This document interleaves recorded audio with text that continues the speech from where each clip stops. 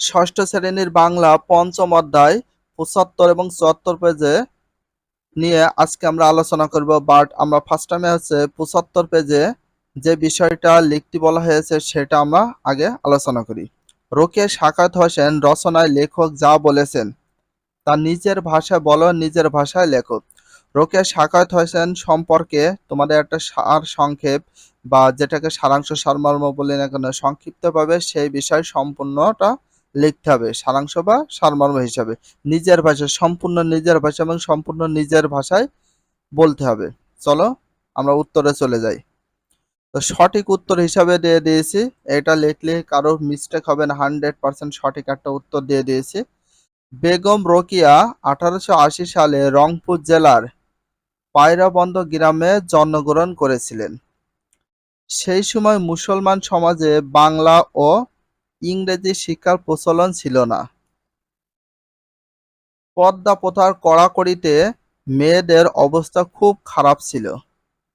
রোকেয়া বড় বোন ও বড় দুই ভাইয়ের সহায়তায় আত্মীয় ও সমাজের অনেক লাঞ্ছনা গঞ্জনা সহ্য করে পড়ালেখা চালিয়ে যান। 1897 সালে ভাগলপুরে ডেপুটি ম্যাজিস্ট্রেট সৈয়দ সাখাওয়াত হোসেনের সাথে বিয়ে হয়। স্বামীর সহযোগিতায় তিনি পড়ালেখা চালিয়ে যান। তার সাহিত্যিক হিসাবে আত্মপ্রকাশ ঘটে পিপাসা রচনার মাধ্যমে। তার বিভিন্ন রচনা বিভিন্ন পত্রিকায় ছাপা হতে থাকে।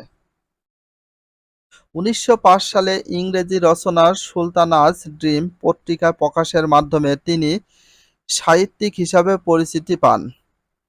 1909 সালে তার স্বামী মারা গেলে স্বামীর নামে গার্লস স্কুল প্রতিষ্ঠা করেন।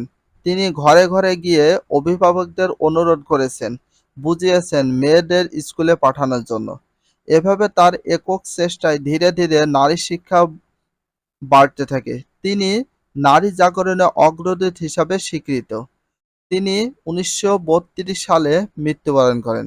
তো যেটা দেখতে পেলে এটা হচ্ছে বেগম, এখানে বেগম রোকেয়ার সম্পর্কে সংক্ষিপ্তভাবে তোমরা নিজেদের ভাষা এবং নিজেদের ইচ্ছাকৃতভাবে সেটা তোমাদের বলতে হবে। যে গল্পটা পড়েছো সেই বিষয় নিয়ে হালকা পাতলা তোমাদের কিছু আইডিয়া নিতে হবে। আর আমরা যেটাই পড়ি না কেন, আমাদের মূল এখন বর্তমানে যে সিলেবাস সেটার জন্য আমাদের মূল একটা বিষয় ফলো রাখতে হবে, যে আমাদের নলেজটাকে ইনক্রিজিং করার জন্য যে কোনো বিষয় পড়ি না কেন খুব ভালোভাবে আমাদের বুঝে বুঝে পড়তে হবে যে সেটা কি বলতে চাচ্ছে। তো যাই হোক, ভিডিওটা আশা করি উত্তরটা পেয়ে গেছো।